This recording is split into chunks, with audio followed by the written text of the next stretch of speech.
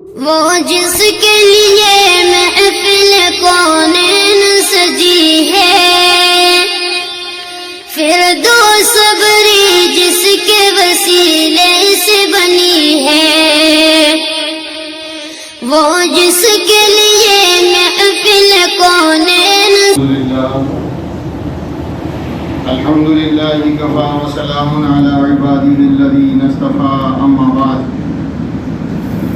فقد قال الله تبارك وتعالى في القرآن المجيد والفرقان الحميد فأعوذ بالله من الشيطان الرجيم بسم الله الرحمن الرحيم وتوبوا إلى الله جميعا أيها المؤمنون لعلكم تفلحون وقال الله تبارك وتعالى يا أيها الذين آمنوا توبوا إلى الله توبة نصوحا قال النبي صلى الله عليه وسلم كل بني آدم خطاؤون وخير الخطائين التوابون وقال النبي صلى الله عليه وسلم التائب من الذنب كمن لا ذنب له أو كما قال عليه الصلاة والسلام. بزرگان محترم اور عزیزان گرامی، گزشتہ جمعہ شعبان کے مہینے کی اہمیت اور فضیلت اور کچھ باتیں شب برات اور شب برات میں ہونے والے فیصلے اور شب برات میں اللہ تعالیٰ کی طرف سے اپنے گنہگار بندوں کی معافی کا اعلان، اور ساتھ ہی کچھ گناہگار ایسے جن کی شب برات میں بھی مغفرت نہیں ہوتی، ان میں سے کچھ تذکرے گزشتہ جمعہ آپ کے سامنے آئے. گزشتہ جمعہ کا خلاصہ یہ کہ اللہ رب العزت نے رمضان المبارک سے پہلے شعبان کا مہینہ دیا، جس کے بارے میں جناب نبی کریم صلی اللہ علیہ وسلم نے ارشاد فرمایا رجب اور رمضان کے درمیان ایک ایسا مبارک مہینہ ہے جس سے بہت سارے لوگ ناواقف ہیں. گویا اللہ کے رسول صلی اللہ علیہ وسلم کا ارشاد گرامی کا لب لباب اور خلاصہ یہ کہ رمضان اور رجب کے بیچ میں ایک ایسا مہینہ ہے جس کی لوگوں کو قدر نہیں ہے، لوگ اس کی اہمیت کو نہیں جانتے. حالانکہ نبی کریم صلی اللہ علیہ وسلم کا زندگی کا معمول تھا کہ شعبان میں اتنی کثرت سے روزے رکھتے کہ کسی اور مہینے میں رمضان کے علاوہ اتنا اہتمام نہیں ہوتا. نبی کریم صلی اللہ علیہ وسلم اکثر صوم مثال رکھا کرتے تھے، یعنی روزوں اور روزے اور افطار کے درمیان کوئی فصل نہیں ہوتا تھا، مستقل 24 گھنٹے کا روزہ، نہ افطار میں کچھ کھاتے نہ رات میں کچھ کھاتے، بس سحری سے لے کے مستقل روزہ ہی روزہ ہوتا تھا. جیسے بعض انبیاء علیہ السلام کا تھا. حضرت موسیٰ علیہ السلام کو جب کوہ طور پر بلایا گیا تھا، ایک مہینہ حضرت موسیٰ علیہ السلام نے مسلسل روزے رکھے، ایک دن بھی ناغا نہیں اور ایک دن بھی درمیان میں کھانا نہیں. بس اللہ روحانی طاقت عطا فرماتا تھا جس کی وجہ سے وہ حیات تھے. ایک روایت میں آتا کہ 30 دن گزرنے کے بعد میں موسیٰ علیہ السلام منہ میں ان کے کچھ بدبو آنے لگی تھی مسلسل روزہ رکھنے کی وجہ سے، تو آپ نے اپنے منہ میں مسواک کر لیا. مسواک کرتے ہی اللہ نے فرمایا کہ موسیٰ تم نے اپنے منہ کی بدبو کو کیوں ختم کیا؟ روزے کی حالت میں ایک ایمان والے کے منہ سے، روزے دار کے منہ سے جو بدبو آتی ہے وہ بدبو تو ہمارے نزدیک مشک کی خوشبو سے زیادہ پسندیدہ ہے. موسیٰ تم پھر سے 10 دن کے اور روزے رکھو.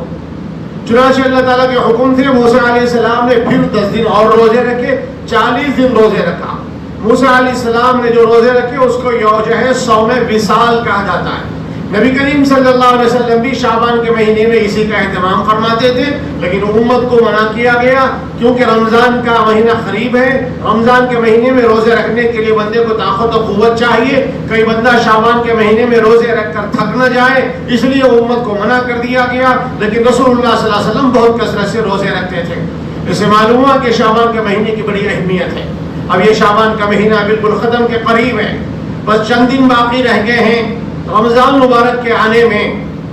میرے بھائیوں، رمضان کے مہینے سے پہلے شعبان کا مہینہ، اور شعبان کے مہینے میں 15ویں رات جس کو شب برات کہتے ہیں، جو شب نجات بھی تھی، شب مغفرت بھی تھی، شب رحمت بھی تھی، شب مبارک بھی تھی، اللہ نے بندوں کو عطا فرمائی.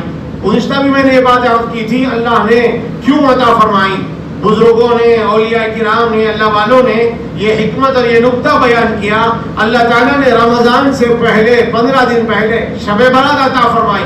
حالانکہ ہونا تو اگر غور سے دیکھا جائے تو ہونا تو یہ چاہیے کہ رمضان کے جو ہے سال کے بیچ میں شب برات آ جاتی، تاکہ بندوں کے گناہ پچھلے 6 مہینے کے معاف ہو جاتے. پھر آئندہ 6 مہینے کے بعد شب قدر آنے والی ہے، شب قدر میں پھر توبہ کریں گے تو پچھلے 6 مہینے کے گناہ معاف ہو جاتے. اخلاقاً دیکھا جائے، اصولاً دیکھا جائے تو ایسا ہونا چاہیے تھا کہ شب برات بیچ میں آتی، 6 مہینے کے بعد شب قدر آ جاتی.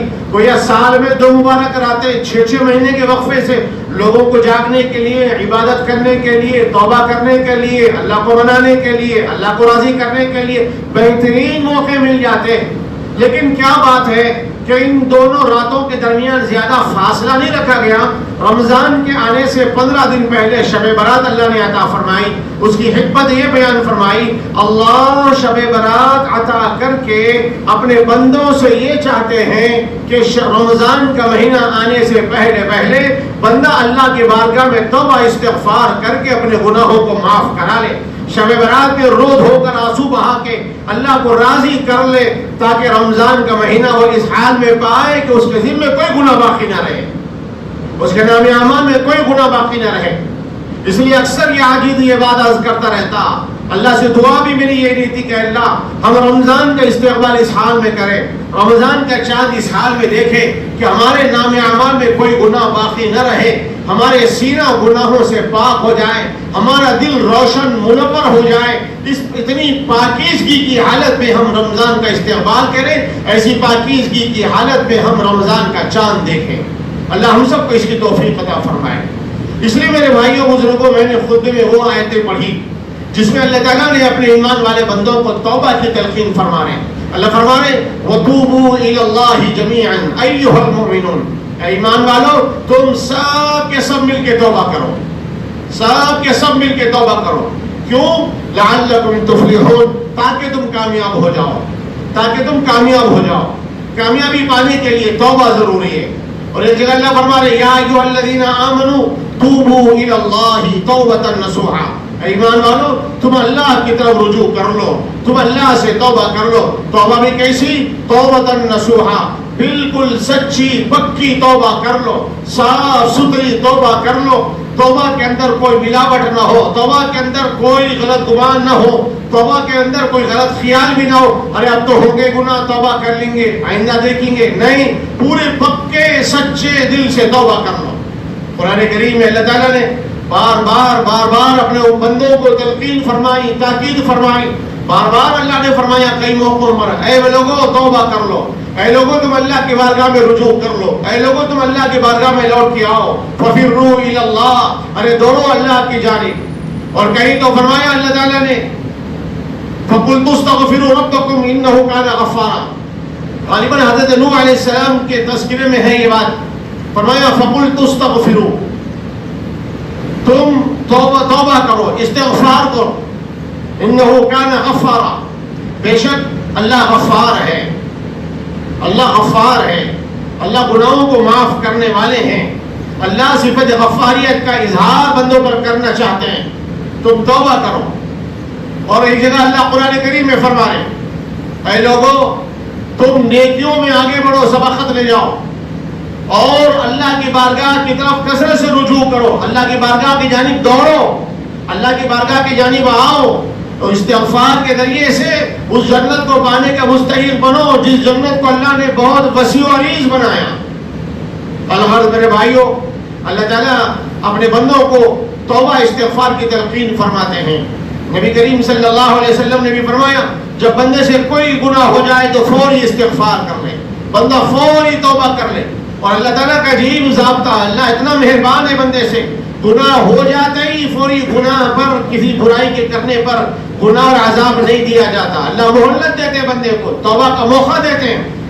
ہر ایمان والے کے, ہر انسان کے دونوں کاندھوں پہ 2 فرشتے بیٹھے ہوئے ہیں, 2 فرشتے بیٹھے ہوئے ہیں جن کو کرامن کاتبین کہتے ہیں. دونوں لکھنے والے بڑے مکرم اور قابل احترام فرشتے ہیں. سیدھی جانی والا فرشتہ نیکیوں کا لکھنے والا, بائیں جانی والا فرشتہ برائیوں کا لکھنے والا. جب کوئی بندہ گناہ کر لیتا ہے اور یہ لیفٹ سائڈ کا فرشتہ لکھنا چاہتا ہے, سیدھی طرف کا فرشتہ روک دیتا, بھائی رک جا, ابھی تو گناہ کیا نا انہیں, اس کو موقع اللہ دے رہے, مہلت دے رہے, ہو سکتا توبہ کر لے گا. کچھ وقت مہلت دی جاتی ہے, کچھ وقت مہلت دی جاتی ہے. بندہ اگر توبہ کر لے تو پھر نیکی لکھ دی جاتی ہے اس کے لیے, اور اگر بندہ توبہ نہ کرے تو اس کے لیے ایک ہی گناہ لکھا جاتا ہے. اللہ کسی گناہ پر فوری بندے کی پکڑ نہیں فرماتے. اللہ کا ضابطہ ہے, اللہ بندوں کو توبہ کی مہلت اور توفیق دیتے ہیں. اس لیے نبی کریم صلی اللہ علیہ وسلم نے بار بار تلقین فرمائی امت کو, گناہ ہو جائے تو فوری توبہ کر لو, گناہ ہو جائے تو فوری نیکی کر لو.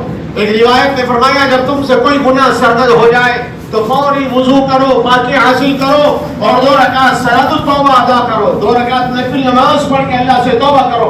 جب بندے سے کوئی گناہ ہو جاتا ہے اور بندہ گناہ کے ہو جانے کے بعد 2 رکعت نماز پڑھ کے فوری اللہ سے توبہ کرتا ہے تو اللہ اس کے گناہ کو معاف فرما دیتے ہیں. نام اعمال میں توبہ تک بندے کے مہلت دے کر لکھا نہیں جاتا, لیکن جب بندہ بہت دیر کر دیتا, تاخیر کر دیتا, تب لکھ دیتے ہیں. یہاں تک کہ گناہ لکھ دیے جانے کے باوجود بھی اگر بندہ کوئی نیکی کر لے یا بندہ توبہ کر لے تو اللہ نام اعمال میں لکھے ہوئے گناہوں کو مٹا دیتے ہیں.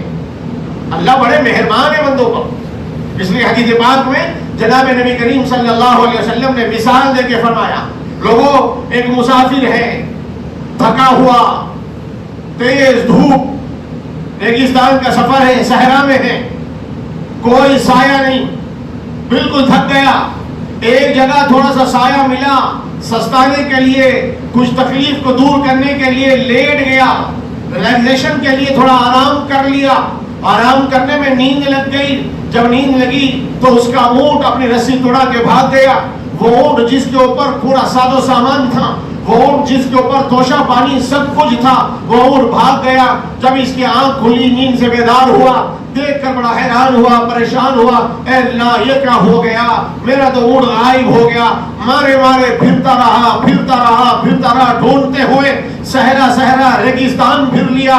کوئی درخت نہیں, کوئی سرسبزی نہیں, کوئی پانی کا کوئی جو ہے خطرہ نہیں. بالکل تیز دھوپ میں گھومتا رہا, پھرتا رہا. تھک ہار کے جب آیا, آ کے لیٹ گیا. لیٹنے کے بعد نیند لگی. اچانک آنکھ کھولی تو کیا دیکھتا ہے کہ اس کا اونٹ ساز و سامان کے سامنے موجود ہے. فرمایا بندے کو کتنی خوشی ہوگی جس بندے کی کل کائنات لٹ گئی تھی, پورا ساز و سامان اونٹ سمیت اونٹ لے کے چلا گیا تھا. ڈھونڈتے نہیں ملا. اب آ کے مجبور ہو گیا, مایوس ہو کے آ کے اب لیٹ گیا. اب اچانک وہ مل جائے تو اس کو کتنی خوشی ہوتی. اللہ کے رسول صلی اللہ علیہ وسلم فرما رہے دیکھو جیسے اس بندے کو اپنے اونٹ اور سامان کے کھو جانے کے بعد تلاش کرنے کے باوجود مایوس ہونا ہو گیا, اس کے بعد اچانک اگر وہ مل جائے, نظر آ جائے, کتنی خوشی ہوتی. اس سے زیادہ خوشی اللہ کو اپنے اس بندے سے ہوتی ہے جو بندہ گناہ کرتے کرتے تھک گیا, تھک گیا. اس کے بعد پھر توبہ کی توفیق ملی, اللہ کے سامنے آ کے کھڑا ہوتا ہے, تو آنسو بہاتا ہے, ہاتھ اٹھا کے روتا ہے, دل کی گہرائیوں سے اللہ سے معافی مانگ لیتا ہے. اللہ اتنا خوش ہوتے ہیں, بلکہ فرمایا اس بندے سے زیادہ اللہ خوش ہوتے ہیں. میرا بھٹکا ہوا بندہ مجھے مل گیا, میرا بھولا ہوا بندہ میرے پاس آ گیا, مجھ سے دور بھاگا ہوا بندہ پھر میرے قریب آ گیا. اللہ بڑے خوش ہوتے ہیں اس بندے سے. اس لیے میرے بھائیوں, توبہ استغفار کی عادت ڈالنا. توبہ صرف گناہگار کے لیے کرنا نہیں ہے, توبہ نیک لوگوں کے لیے بھی کرنا ہے. ویسے تو کوئی بندہ فرشتہ نہیں ہے, سب انسان ہے, سب سے گناہ ہوتے ہیں, کسی سے کم کسی سے زیادہ. لیکن کوئی مبرہ اور منزہ نہیں ہے, کوئی گناہوں سے معصوم نہیں ہے, کوئی گناہوں سے پاک نہیں ہے. 24 گھنٹے کچھ نہ کچھ گناہ ہو ہی جاتے ہیں, تو بندے کو گناہوں سے توبہ استغفار کرنا چاہیے. اگر کوئی بندہ بہت کوشش کر کے بچ بھی جاتا گناہوں سے تب بھی اسے توبہ استغفار کرتے رہنا ہے. اس لیے کہ ہمارے پیغمبر جناب نبی کریم صلی اللہ علیہ وسلم کی زندگی کا معمول تھا. آپ صلی اللہ علیہ وسلم روزانہ 100 مرتبہ استغفار کیا کرتے تھے, 100 مرتبہ توبہ کیا کرتے تھے. کیوں کرتے تھے؟ اللہ کے نبی معصوم اور بے گناہ تھے. فرمایا میں اپنے درجات کی بلندی کے لیے توبہ کرتا ہوں. رات رات اللہ کے سامنے کھڑے ہو کے رو رہے, پیروں پہ ورم آ گیا, پیر سوج گئے, صبح اٹھے, بی بی اما جان عائشہ صدیقہ رضی اللہ عنہا نے فرمایا یا رسول اللہ آپ تو اللہ کے نیک اور محبوب بندے ہیں, آپ تو اللہ کے نبی ہیں, معصوم اور بے گناہ ہیں, رات میں اتنا کیوں کھڑے رہتے؟ پیروں پہ سوج آ جا رہی, پیروں پہ سولن آ جا رہی, پیر سوج جا رہے. حضور نے فرمایا کیا میں اللہ کا شکر گزار بندہ نہ بنوں؟ مجھ سے گناہ نہیں ہوتے یقین, لیکن اللہ کی کتنی نعمتیں میرے اوپر ہیں, کتنی نعمتیں میرے اوپر ہیں, کیا ان نعمتوں کا شکریہ ادا کرنے کے لیے راتوں میں کھڑے ہو کے اللہ کے سامنے رو نہیں؟ بھائیوں تو دو جہان کے سردار کا یہ عالم ہے, ہم امتی گناہگار, ہمیں کتنا توبہ استغفار کرنا چاہیے. میرے بھائیوں یہ موقع اور یہ دن جو بالکل 2-4 دن رہ گئے, خوب توبہ استغفار کر کے اللہ کو منا لینا ہے. یقیناً پچھلے دنوں سے, پچھلے سالوں سے جن حالات سے ہم گزر رہے ہیں, حالات تھمنے کو نہیں, حالات رکنے کو نہیں. بیماری وبا بڑھتی جا رہی. پہلے کہا جاتا تھا سردی میں بیماری زیادہ بڑھتی, کہا جاتا تھا سردی کے زمانے میں اگر یہ وائرس پھیل جائے تو لوگ زیادہ مریں گے, لیکن اتنی شدید گرمی میں بھی لوگ مر رہے ہیں. وبا تھم رہی نہیں, وبا پھیل رہی. حالانکہ وبا اتنی زیادہ دنوں تک دنیا میں نہیں رہتی, لیکن اتنی تیزی کے ساتھ پھیل رہی وبا. اس کا مطلب ہے اللہ ناراض ہے بندوں سے, اللہ بھی راضی نہیں ہوئے بندوں سے. بندوں نے کون سے راضی کرنے کی فکر کی, کون سے راضی کرنے کے اعمال بندوں نے کیے؟ پھر سے خطرات منڈا رہے مسجدوں کے بند ہونے کے, پھر سے افواہیں پھیل رہی مسجدوں میں پابندی لگنے کی. تراویح کی نماز کتنے آدمی پڑھیں گے اتنے آدمی پڑھیں گے, بھیڑ نہیں لگانا, جمع نہیں ہونا, ایسی گائیڈ لائنز گورنمنٹ کی طرف سے دی جا رہی, اشاروں میں, کھل کے نہیں اشاروں میں. خطرات منڈا رہے کہ ایسا نہ ہو کہ اللہ اس سال بھی ناراض ہو کے اپنے بندوں پر مسجدوں کے دروازے بند کر دیں.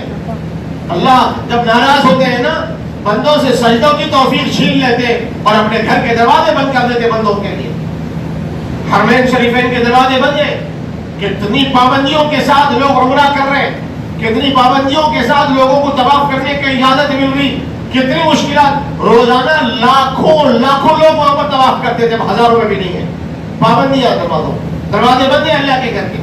اللہ ناراض ہے, اللہ کو راضی کرنے کی ضرورت ہے. اس کے لیے کیا کرنا ہے؟ اس کے لیے نمازوں کی پابندی کرنا, اس کے لیے حلال کھانا حرام سے بچنا, اس کے لیے گناہوں سے اپنی حفاظت کرنا. آج گناہوں سے کوئی بچا ہوا نہیں ہے. سب سے بڑا گناہ شریف سے شریف آدمی بھی جو کر رہا وہ ہے موبائل پہ گناہ, ویڈیوز دیکھنا, اس کے اندر اسٹیٹس لوگوں کے چیک کرتے رہنا, اسٹیٹس پہ فلمیں, اسٹیٹس پہ ڈانس, اسٹیٹس پہ گانے, اسٹیٹس پہ جو ہے ننگی ننگی تصویریں, اسٹیٹس پہ فلمی ہیروئن کی فوٹواں. یہ سب گناہ نہیں ہے. 24 گھنٹے گناہ کر رہے ہیں. بچے رات کے 2 بجے تک موبائل کے اندر مصروف, نوجوان رات بھر موبائل کے گناہ میں مبتلا. پھر کیسے اللہ راضی ہو کے بندوں سے بتاؤ؟ لیکن دوڑتا صبح بستر سے اٹھتے, نماز پڑھتے, ہر ایمان والے کے ہاتھ میں سورہ یاسین, ہر ایمان والے کے ہاتھ میں کلام اللہ شریف قرآن مجید ہوا کرتا تھا. رات میں لوگ سونے سے پہلے بھی قرآن پڑھ کے سویا کرتے تھے. آج یہ حال ہے, صبح بستر سے اٹھتے ہی اٹھنے کی دعا نہیں پڑتا, لیکن ہاتھ میں موبائل لے لیتا آدمی, اور رات میں نیند لگنے تک ہاتھ سے موبائل نہیں چھوڑتا, رات بھر موبائل میں مصروف. پھر کیسے اللہ راضی ہوگے؟ کیا مسجد میں آ کے بیان سن لیں گے, دل میں سوچ لی اللہ عاشق معاف کرتے, میرے کو اب نہیں کرتا ہوں, توبہ ہو جائے گی, پھر جا کے وہی گناہ کریں گے؟ نہیں میرے بھائیوں, توبہ کے لیے شرط ہے اس گناہ کو چھوڑنا. توبہ کرنا ہے تو پہلے گناہ کو چھوڑنا پڑے گا, پھر جو گناہ ہو گیا اس پر نادم بھی ہونا. اور بہت ایزی لے لیتے ہیں لوگ, ارے کیا برا کرے بھائی, وہ نے اسٹیٹس پہ لگایا تو دیکھے, وہ آ گئی تو دیکھے, ویڈیو ہم تھوڑی ڈاؤن لوڈ کر کے وہ آ گئی تو دیکھ لیے, موبائل کھولے تو فوٹو آ گئی تو دیکھ لیے. یہ بہانے اللہ کے پاس نہیں چلنے والے. موبائل ضرورت کی چیز ہے, ضرورت کے تحت اس کو استعمال کرنا چاہیے. لیکن اس میں گانے سننا، اس میں ویڈیو دیکھنا، اس میں فلمیں دیکھنا، اس میں سیریل دیکھنا، اس میں تصویریں دیکھنا، یہ تو بہت بڑے گناہ کے کام ہیں، گناہ کے کام ہے. ادھر توبہ بھی کر رہے، ادھر یہ بھی گناہ ہو رہا. یہ تو ایک مثال دے رہا ہوں جو عام ہو چکی، اس کی مثال دے رہا ہوں. ویسے تو بہت سارے برائیاں اور بھی ہیں.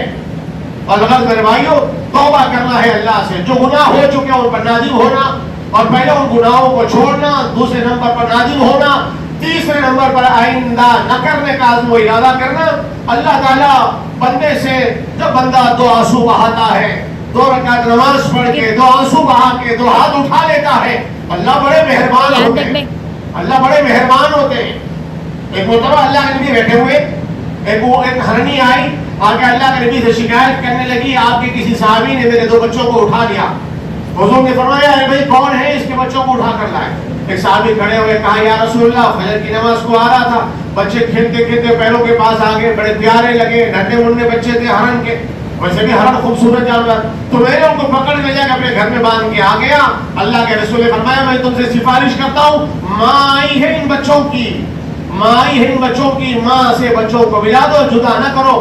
وہ صحابی اپنے گھر میں ان بچوں کو لے کر آئے اور لا کر چھوڑا تو وہ اونٹنی وہ ہرنی بچوں کو اپنے گلے سے لگا لی اور خوب روتی ہوئی اللہ کے نبی کو دیکھ رہی، پلٹ پلٹ کے اور جا رہی، پلٹ پلٹ کے دیکھ رہی اور جا رہی، آنکھوں سے آنسو جاری ہے. اللہ کے رسول فرما رہی ہے، خوش ہو کر دعائیں دے کے جا رہی، یہ میرا شکریہ ادا کر رہی کہ اس کو ماں، اس کے بچے مل گئے. فرمایا، لوگوں جیسے تم نے دیکھا اس ماں کو اپنے بچوں کے ملنے پر کتنی خوشی ہوئی، اس سے زیادہ خوشی اس گناہگار بندے کے توبہ کرنے پر، اللہ کی بارگاہ میں رجوع کرنے پر اللہ کو ہوتی ہے.